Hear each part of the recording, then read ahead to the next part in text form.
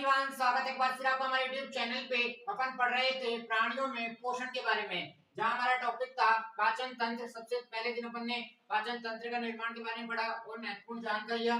फिर अपन ने मुख गुहिका, ग्रासिका और आमाशय के बारे में पढ़ा। ठीक है, इनसे कौन सी ग्रंथियों में कौन कौन से पाचक रसों का स्त्राव होता है, यह सभी चीजें अपन क्लियर कर चुके हैं। कहां तक अपन पढ़ चुके हैं? आमाशय तक अपन क्लियर कर चुके हैं। आज का हमारा टॉपिक है क्षुद्रांत, जिसको बोला जाता है छोटी आंत या द स्मॉल इंटेस्टाइन। ठीक है, तो स्मॉल इंटेस्टाइन भी बोला जाता है या क्षुद्रांत भी बोला जाता है। ठीक है, यहाँ तक की बातें क्लियर हो चुकी है। तो हेडिंग डालिए आप स्मॉल इंटेस्टाइन, हेडिंग डालिए आप स्मॉल इंटेस्टाइन। देखो ध्यान रखना, ये हिंदी के शब्द है, इसलिए आज आपको पहली बार लिखाया गया है। मैंने यहाँ पे छोटी आंत या बड़ी आंत का उपयोग किया जाता है क्योंकि यह इजी रहते हैं समझने में। ये क्या है, कंफ्यूज करते हैं, ये ऐसे शब्द आपको कंफ्यूज करते हैं। तो आपको क्या है, इसको पूरा इंग्लिश में ही याद रखना है, स्मॉल इंटेस्टाइन। ठीक है, स्मॉल इंटेस्टाइन। ठीक है, आइए तो हेडिंग डालिए आप,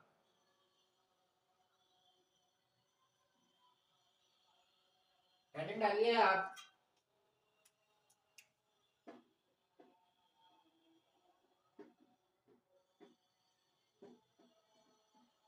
स्मॉल इंटेस्टाइन। ठीक है, तो आइए चीजों को समझने का प्रयास करेंगे। क्या होती है, लिखिए। यह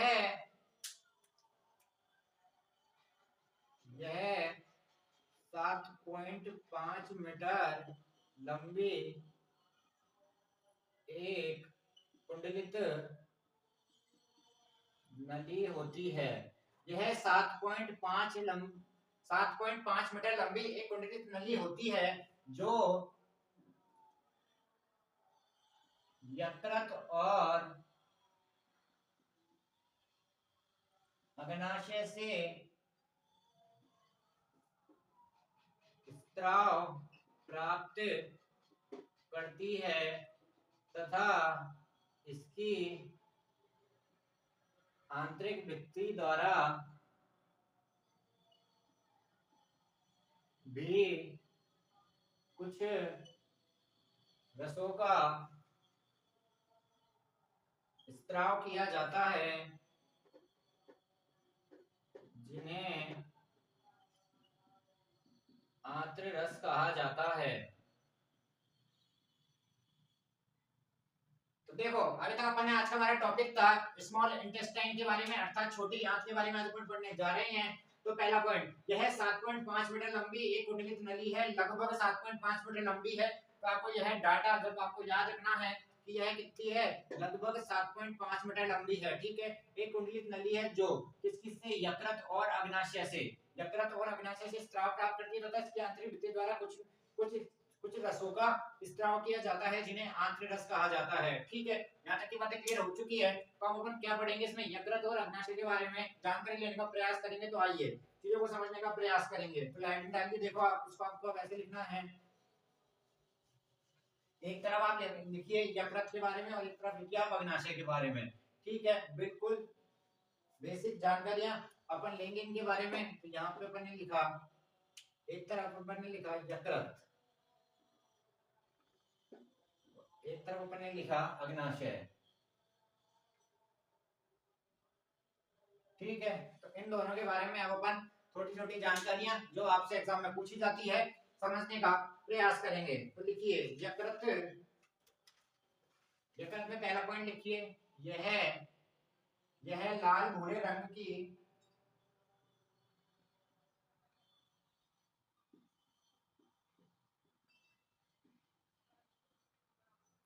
होती है, यह लाल भूरे रंग की होती है। क्या होती है? यह लाल भूरे रंग की ग्रंथि होती है जो जो हमारे उदर के ऊपरी भाग में, जो हमारे उदर के ऊपरी भाग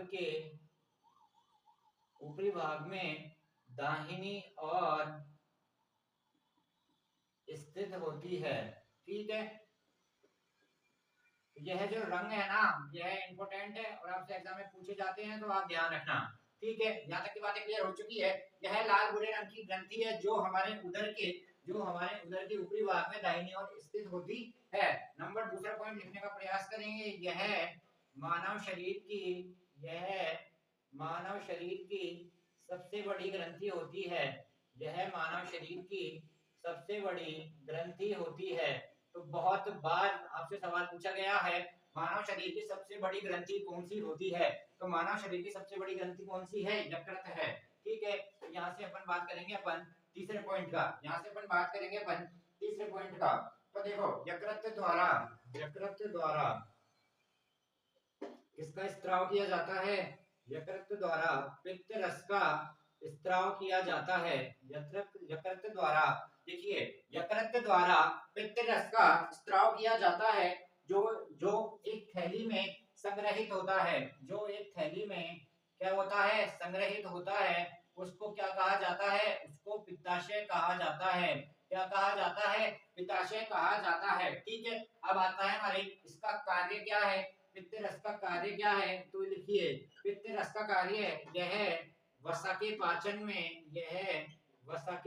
में महत्वपूर्ण भूमिका निभाता है। यह वसा के पाचन में महत्वपूर्ण भूमिका निभाता है। तो यहाँ से आपको चीजें समझ में आई, निभाता है। तो अभी तक अपन ने क्या सीखा? सबसे पहले अपन ने सीखा प्राणियों में पोषण अपन पढ़ रहे हैं, आहार नाल का अपना टॉपिक चल रहा है, जिसमें अपन ने मुख्य गुहिका, ग्रासिका, आमाशय के बारे में अपन, आज हमारा चौथा टॉपिक कौन सा था? स्मॉल इंटेस्टाइन अर्थात छोटी आंत के बारे में अपन ने पढ़ा। यह 7.5 मीटर लंबी कुंडलित नली होती है, जो यकृत और अग्नाशय से क्या प्राप्त करती है? स्राव प्राप्त करती है, और इसकी आंतरिक भित्ति द्वारा भी कुछ रसों का स्राव किया जाता है, जिन्हें आंतरिक रस कहा जाता है। तो फिर हमारे पास सामने दो बातें आई, व्हाट इज यकृत, व्हाट इज अग्नाशय। तो सबसे पहले अपन ने यकृत को पढ़ा। यह लाल भूरे रंग की ग्रंथि होती है, जो हमारे उदर के ऊपरी भाग में दाहिनी ओर स्थित होती है। तो सबसे पहले बता दिया इसकी स्थिति, इसका रंग बता दिया आपको, इंपॉर्टेंट है क्योंकि। फिर नंबर दो बात सबसे पहले इंपॉर्टेंट है, यह मानव शरीर की सबसे बड़ी ग्रंथि होती है। तो बहुत बार आपसे सवाल पूछा गया है, मानव शरीर की सबसे बड़ी ग्रंथि कौन सी होती है? तो अपन बताएंगे यकृत। नंबर तीन बात, यकृत ग्रंथि क्या स्त्राव करती है? पित्त रस का स्त्राव करती है, और यह पित्त रस एक थैली में जाके क्या होता है? थैली में जाके संग्रहित होता है। इसको क्या कहा जाता है? पित्ताशय कहा जाता है। अब यह पित्त रस क्या कार्य करता है? यह वसा के पाचन में महत्वपूर्ण भूमिका निभाता है। तो यह लाइन भी वेरी वेरी इंपॉर्टेंट है। तो यह जितने भी अपन ने 4 पॉइंट पढ़े, चारों के चारों वेरी वेरी इंपॉर्टेंट है। अब अपन बात करेंगे अग्नाशय के ऊपर। ठीक है, वही पहला पॉइंट लिखने का प्रयास करेंगे। तो लिखिए, वही पहला पॉइंट, यह पीले रंग की ग्रंथि होती है। यह पीले रंग की ग्रंथि होती है, जो अमाशय के ठीक नीचे स्थित होती है। ठीक है, तो आपसे जो ये मैंने यहाँ लाइन दिखाई है ना, वही आपसे क्या पूछ लेगा? आपसे सवाल के रूप में पूछ लेगा, वह कौन सी ग्रंथि होती है जो पीले रंग की होती है और जो अमाशय के ठीक नीचे स्थित होती है। इसलिए आपको यह चीजें दिखाई जा रही है, तो दोनों बातें नोटिस करें। आपसे जो एग्जाम में पूछा जाता है, उसी चीज को कंसीडर कराया जाता है, तो बिल्कुल ध्यान से पढ़ें। अगला पॉइंट लिखिए, अग्नाशय द्वारा क्या स्रावित किया जाता है? अग्नाशयिक रस। अग्नाशयिक रस से देखिए, कार्बोहाइड्रेट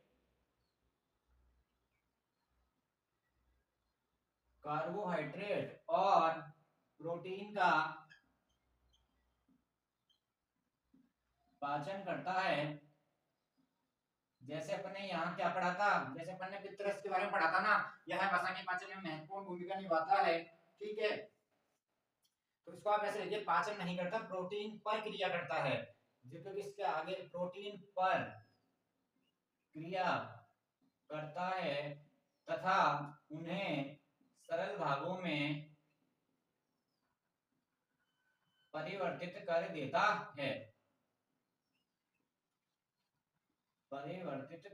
देता है। ठीक है, तो सबसे पहले अपन ने यकृत के बारे में पढ़ा, फिर अपन ने अग्नाशय के बारे में पढ़ा। यह पीले रंग की ग्रंथि होती है, जो अमाशय के ठीक नीचे स्थित होती है। Very very important point. और नंबर 2 पॉइंट भी वेरी वेरी इंपॉर्टेंट। पित्त रस क्या करता है? वसा के पाचन में महत्वपूर्ण भूमिका निभाता है, और अग्नाशय कार्बोहाइड्रेट और प्रोटीन पर क्रिया करके उन्हें सरल भागों में परिवर्तित कर देता है। यहाँ तक के पॉइंट क्लियर हो चुके हैं? जल्दी बताइए, कोई दिक्कत हो तो जल्दी बताइए। ठीक है, यहाँ तक की बातें क्लियर हो चुकी है। तो देखो, अब बात करेंगे अपन आगे। अगला पॉइंट लिखिए, आंशिक रूप से पचा भोजन। जब इधर लिखने का प्रयास करेंगे, आंशिक रूप से पचा भोजन जब आंशिक रूप से पचा जो भोजन जब छोटी आंत के निचले भाग में छोटी आंत के निचले भाग में पहुंचता है तो आंत्र रस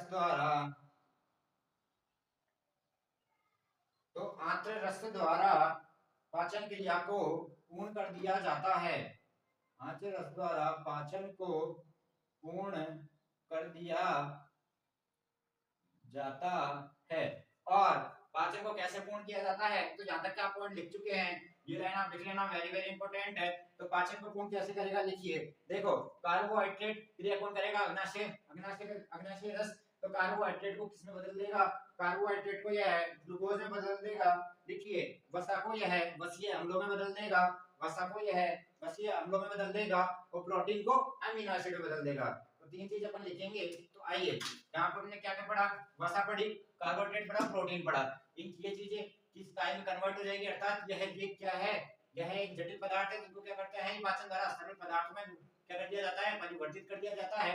उन्हीं सरल पदार्थों के बारे में अपन लिखने का प्रयास करेंगे। तो आइए जल्दी लिखिए, लास्ट लाइन आप लिख चुके हैं, आंशिक रूप से पचा भोजन जब छोटी आंत के निचले भाग में जाता है तो आंत्र रस द्वारा पाचन को पूर्ण कर दिया जाता है। तो आइए अब कैसे पूर्ण करेंगे, तो देखो, सबसे पहला पॉइंट आता है कार्बोहाइड्रेट,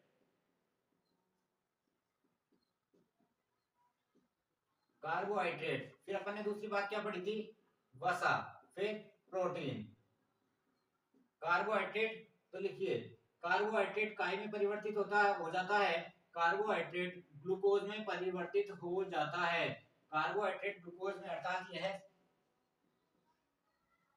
सरल शर्करा में परिवर्तित हो जाता है। तो कार्बोहाइड्रेट कन्वर्ट ग्लूकोज, ठीक है, यहां तक की बातें क्लियर हो चुकी है। तो यहाँ पे आप लिख लीजिए कन्वर्ट वसा वसीय अम्लों में,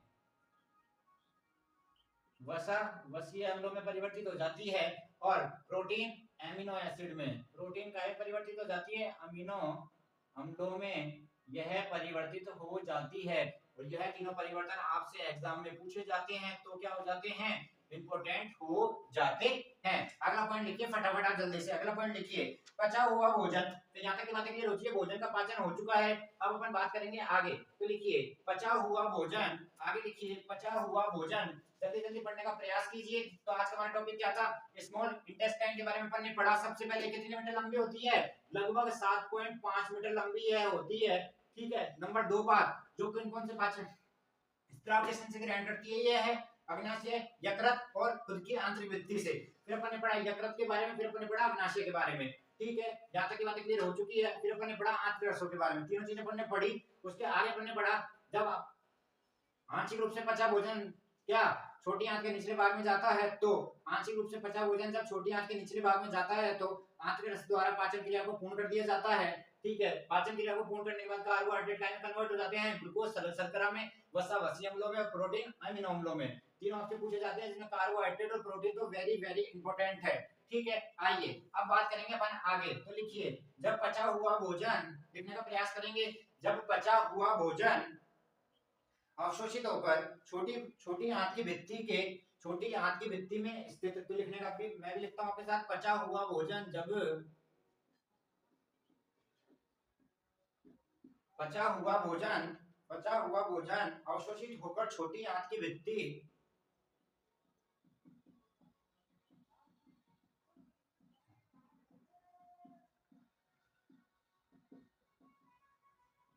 पचा हुआ भोजन अवशोषित होकर छोटी आंत की भित्ति में स्थित रुधिर वाहिकाओं में चला जाता है, छोटी आंत की भित्ति में स्थित रुधिर वाहिकाओं में चला जाता है,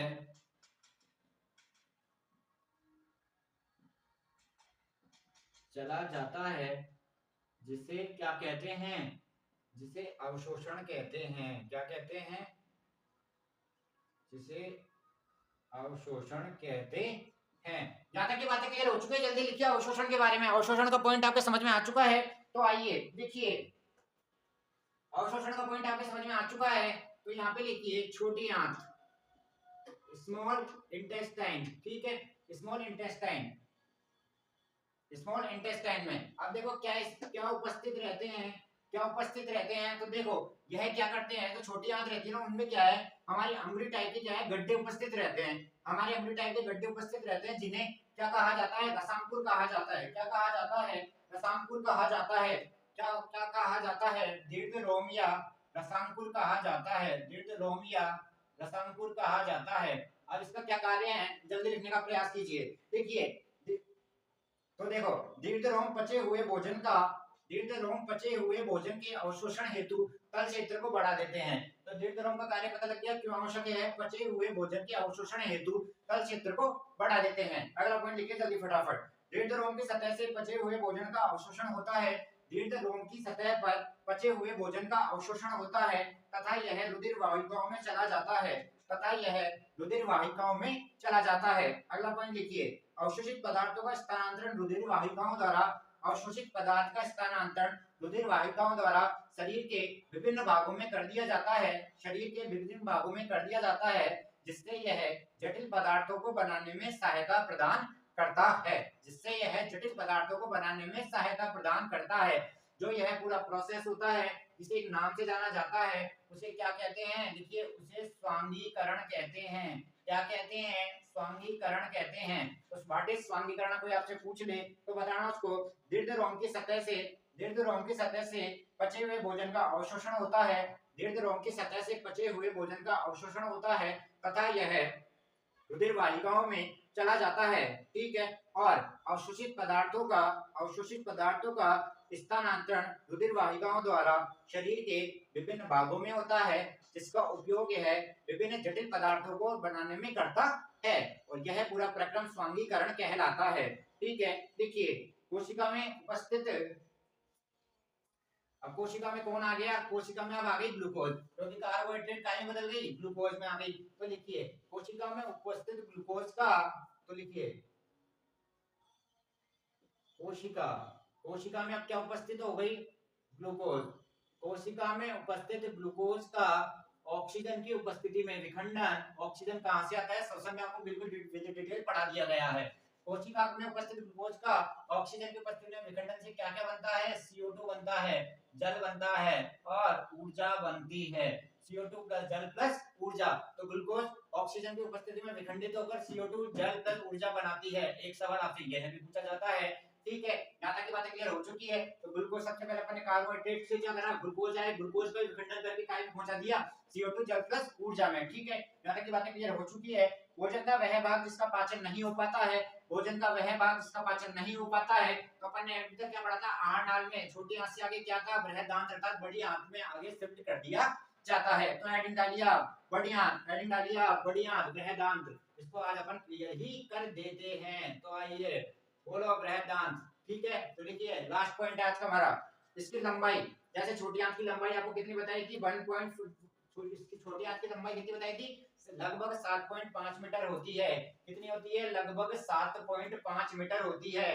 तो बृहदांत अर्थात बड़ी आंत की लंबाई लगभग क्या होती है, 1.5 मीटर होती है। नंबर 2 पॉइंट लिखिए, इसका मुख्य कार्य क्या है, लवण व जल का अवशोषण करना, लवण व जल का अवशोषण करना, ठीक है। जो अवशोषित होने से यहाँ बच गया, तो उनका अवशोषण यहाँ पे कर लिया जाता है, ठीक है। इसके दो ही कार्य हैं, और लास्ट में हमारे पास एक आता है, उसको क्या बोलते हैं, गुदा। तो लिखिए इसके बारे में पॉइंट लिखिए, बचा हुआ अपचित पदार्थ मलाशय में चला जाता है, बचा हुआ अपचित पदार्थ मलाशय में चला जाता है तथा अर्ध ठोस मल के रूप में पड़ा रहता है, तथा अर्ध मल ठोस के रूप में पड़ा रहता है, जो समय समय पर हमारे शरीर के द्वारा बाहर निकाल दिया जाता है, जो समय समय पर हमारे शरीर के द्वारा बाहर निकाल दिया जाता है। इसको क्या कहते हैं, इसको निष्कासन कहा जाता है। क्या कहा जाता है, निष्कासन कहा जाता है, ठीक है। तो आज अपन ने क्या कर लिया, पूरा संपूर्ण मानव पाचन तंत्र का अध्ययन कर लिया, मुख गुहिका से लेकर गुदा तक आज अपन ने बिल्कुल क्लियर कर लिया, with detail, with proper notes, with बिल्कुल आसान तरीके से सरल भाषा में आपको समझा दिया गया है। इसको ऐसे देखे, एक नहीं 2 बार देखे, बिल्कुल प्रॉपर रिवाइज करें। चैनल को प्यार देते रहिए, लाइक शेयर कमेंट आप अधिक से अधिक करिए। चैनल पे नए हैं तो सबसे पहले चैनल को सब्सक्राइब करें, बेल आइकन को प्रेस करें, ऐसे हमको प्यार देते रहिए। थैंक यू, धन्यवाद, नमस्कार।